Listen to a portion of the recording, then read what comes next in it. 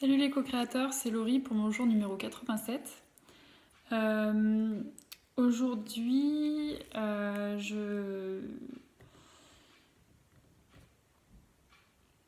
voulais vous partager.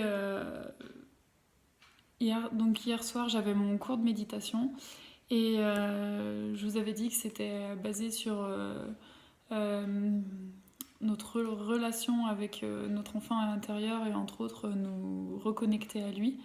Et ça a été une vraiment super séance. Ça m'a fait énormément de bien et surtout ça m'a touchée, ça m'a complètement parlé et ouais, ça m'a même bouleversée, je dirais. Euh, j'ai trouvé que c'était une super méthode finalement. Donc on a commencé, donc il fallait que, comme je vous l'avais dit, qu'on récupère une photo de nous enfants entre 7 et 8 ans. En fait, j'avais mal compris, c'était entre 5 et 8 ans. Mais bon, moi, du coup, j'avais pris une photo de 7-8 ans.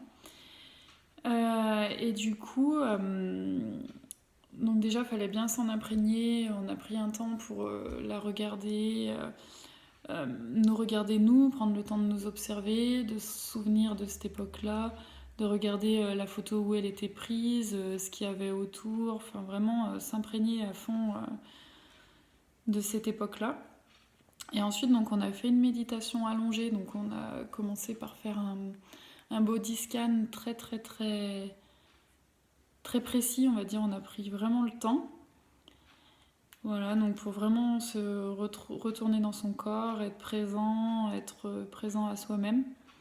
Et ensuite, on a commencé, on va dire, à axer la méditation pour l'orienter vers notre enfant intérieur. Donc au début, il fallait qu'on s'imagine dans un pré avec une herbe verte, enfin avec beaucoup d'herbes, mais de couleur très verte, des petites fleurs, etc. Et donc s'imaginer nous dans ce pré et voir un enfant qui arrivait au loin, donc le regarder au début tout au, enfin vraiment de très loin, donc une petite silhouette, comment il est habillé, etc. Ensuite, reconnaître que c'était nous sur la photo. Donc notre moi à cette période-là. Euh, le regarder s'approcher de lui et commencer à lui parler en fait. Et déjà regarder, enfin avant de lui parler, déjà regarder comment on le trouvait, si on le trouvait heureux ou pas, si, enfin, qu'est-ce qui ressortait de lui en fait, analyser notre enfant intérieur.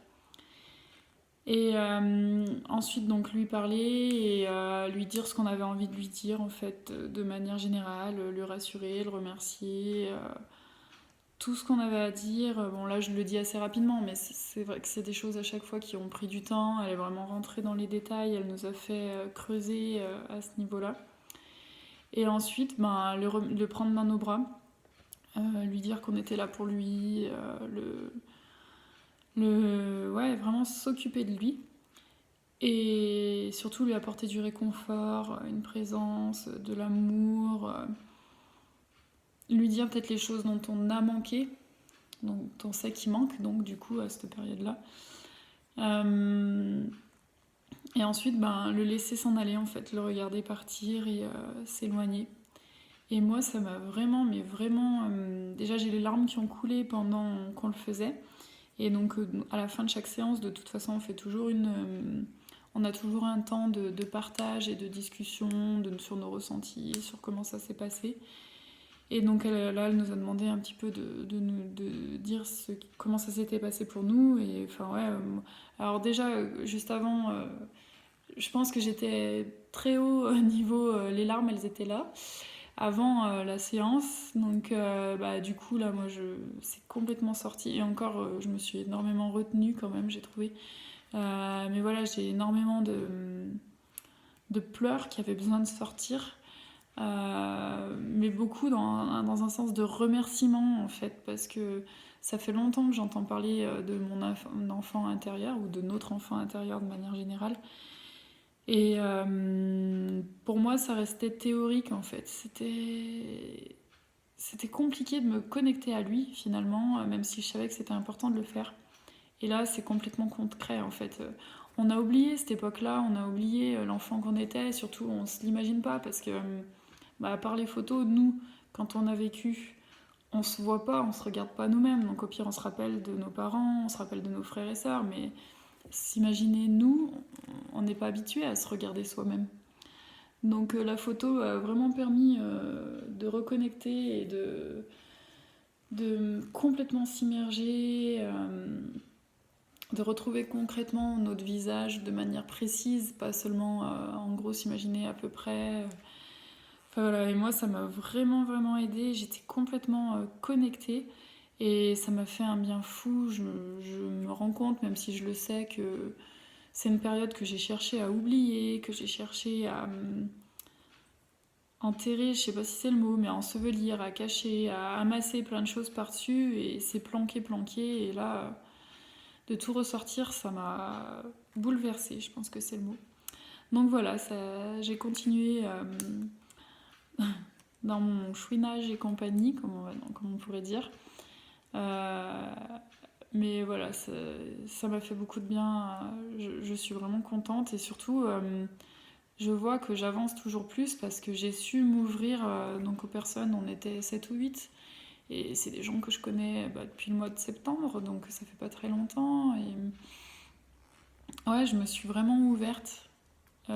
J'ai pas complètement ouvert les vannes, comme je disais, mais déjà j'ai ouvert un peu, j'ai laissé sortir, j'ai laissé extérioriser, et surtout j'ai essayé de rester la plus vraie possible, la plus sincère possible. Et finalement, c'est exactement ce qui ressort très régulièrement dans mes intentions, mon envie d'être authentique, sincère. Bah voilà, là, j'y étais dedans. Pas à l'extrême, je pourrais faire mieux, entre guillemets. Mais ouais, franchement, c'était déjà très très très dans le vrai. Et ça m'a fait énormément de bien. Voilà. Ensuite, ce que je voulais vous dire aussi, c'est que pour mon intention aujourd'hui, je me suis plus ou moins inspirée de la citation, parce que la citation aujourd'hui, citation de James Redfield, nous avons tous un but spirituel, une mission que nous avons poursuivie sans en être entièrement conscients. Ce n'est qu'une fois que cette mission devient complètement consciente que nos vies peuvent décoller. Alors je veux bien y croire à tout ça, mais pour moi c'est encore très vague, très flou, très lointain en ce qui me concerne. Mais quand même, du coup, j'ai envie d'avancer dans cette direction. Donc mon intention aujourd'hui, c'est de continuer à creuser pour me connecter davantage avec moi-même, pour mieux me comprendre, m'aimer, m'accepter, m'accueillir, m'écouter et m'entendre. Pour justement trouver ma mission, mon but spirituel. Et mon intention, du coup, me dit que encore et toujours, nos petits pas nous font avancer à vitesse lente, mais ils nous permettent au moins de ne pas rester bloqués. Et ça, c'est vraiment, pour moi, même si c'est des petits pas, pour moi, c'est des immenses pas, parce que je suis restée pendant des années bloquée, à freiner dans ma vie, à subir, à ne pas être actrice de ma vie, ou de ne pas être active dans ma vie, mais complètement subir les choses et me planquer et ne pas vivre ouvertement. Donc voilà, j'ai pas l'impression d'avancer, de faire des immenses pas, on va dire, mais pour moi, par rapport à ce que j'ai vécu, c'est vraiment déjà énorme, parce que moi, je suis en mouvement. Et encore une fois, finalement, c'est vrai que c'était une période difficile quand j'étais bloquée à l'arrêt, etc. Mais le fait de ne pas avoir lâché prise, d'avoir cherché à comprendre et d'avoir cherché à décoller et d'avoir cherché à pouvoir avancer, à me reconnecter avec moi-même et de continuer à le chercher, tout ça justement, c'est un processus qui, si je n'avais jamais été bloquée, je ne pourrais pas me rendre compte aujourd'hui à quel point ça a de la valeur d'avancer et de ne pas rester bloquée. Donc ce que je veux dire par là, c'est que c'est très important pour moi d'être passée par là. Et même si j'ai souffert, et ben, ça me sert aujourd'hui.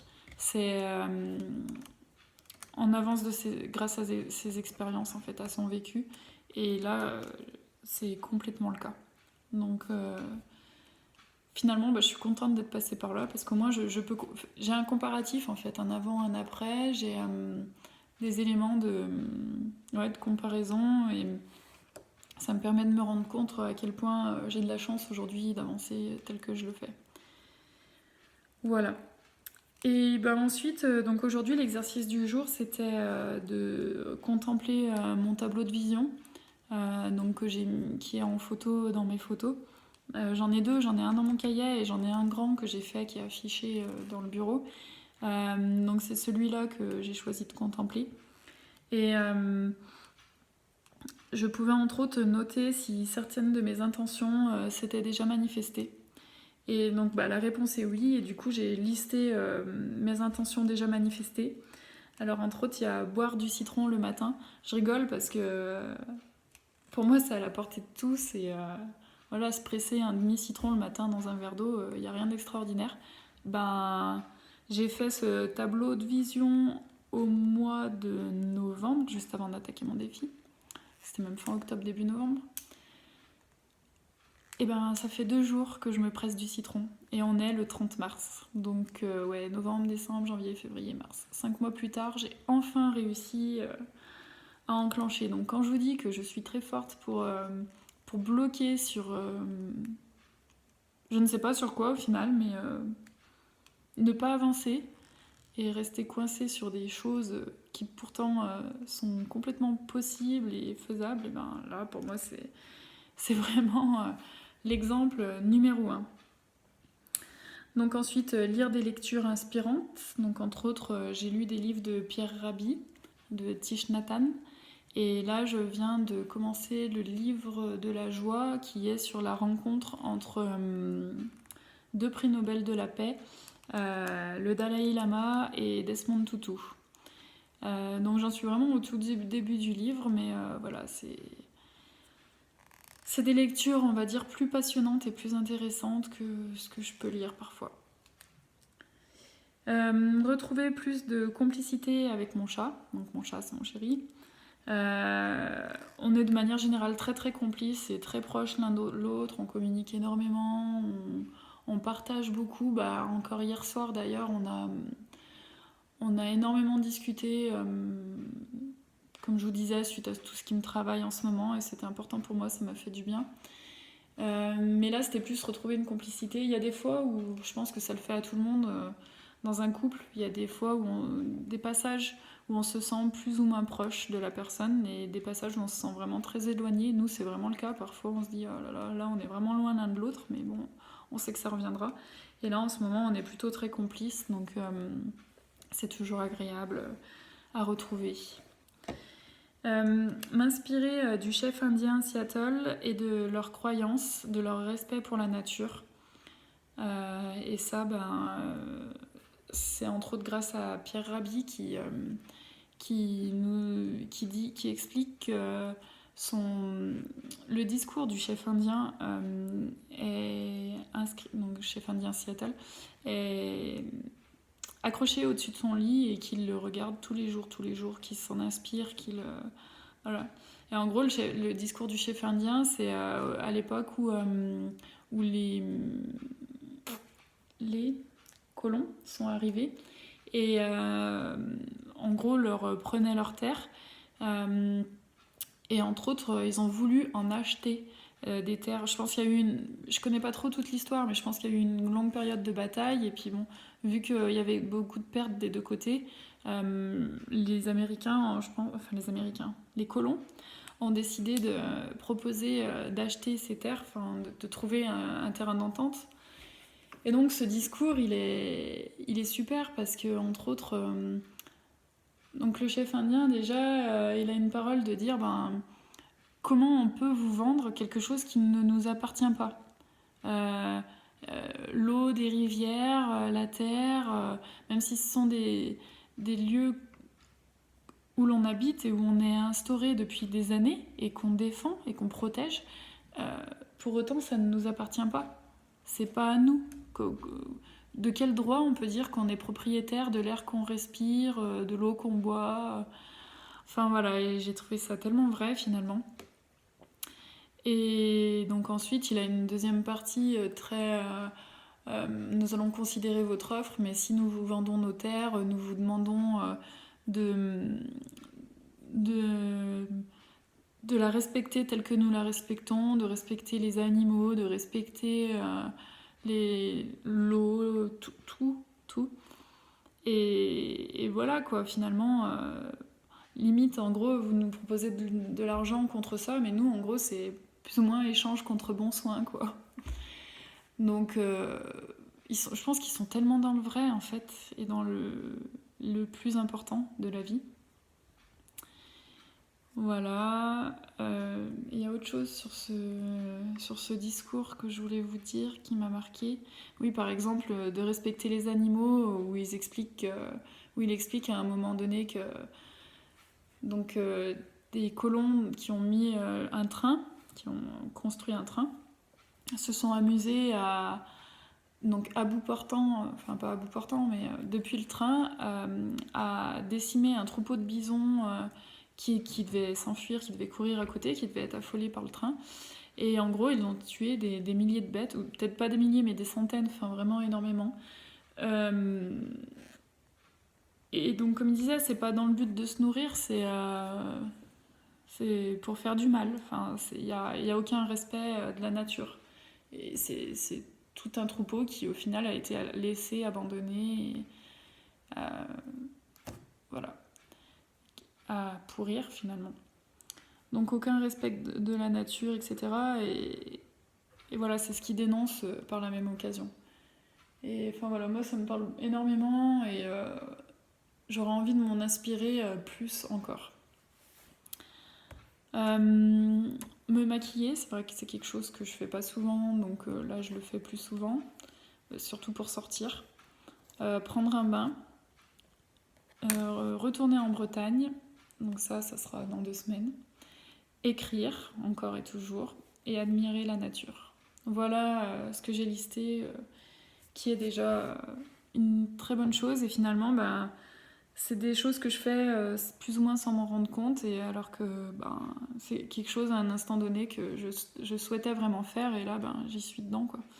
Donc le fait de faire cette liste, encore une fois, ça fait réaliser toutes les petites avancées, tous les petits pas, encore une fois. Voilà, je pense que j'ai fait le tour de tout ce que je voulais vous dire aujourd'hui. Comme je vous l'ai dit dans une autre vidéo, pendant 3 jours, là, je vais être absente parce qu'on part en week-end et donc je laisse mon cahier mon cahier du défi à la maison. C'est volontaire, j'ai pas envie de... Je pense que je pense que ça va manquer et quelque part j'aimerais bien continuer de faire le défi pendant ce week-end. Parce que là en plus je suis plutôt dans une bonne dynamique, je m'y tiens. Mais en même temps, je sais pas comment dire, mais j'ai pas envie de le faire ce week-end. Je pense que je serais pas dans des bonnes énergies ou j'ai pas envie d'aller me planquer dans un coin pour faire mes vidéos. Ce qu'il y a de sûr, c'est que déjà je vais quand même emmener mon cahier où j'écris mes pages du matin. Ça, j'y déroge pas. Et voilà, du coup, j'estime que c'est déjà du temps que je vais prendre. Enfin voilà, en gros, je pars pas pour faire ma vie de mon côté, quoi. On va passer un week-end tous ensemble. Et voilà, si moi je passe mon temps à m'isoler et à prendre du temps pour moi, même si ça m'est très important et nécessaire, voilà, c'est mon côté où je m'efface et où je laisse la priorité, on va dire, au groupe. Même si, est-ce que réellement c'est une bonne chose et peut-être que ça apporterait du bien à tout le monde. Enfin bref, c'est comme ça, c'est décidé, donc je n'y reviendrai pas dessus, mais j'aurais bien aimé continuer ce week-end mon défi. Voilà, donc je vous dis normalement à mardi prochain. À bientôt! et je vous souhaite un bon week-end de Pâques.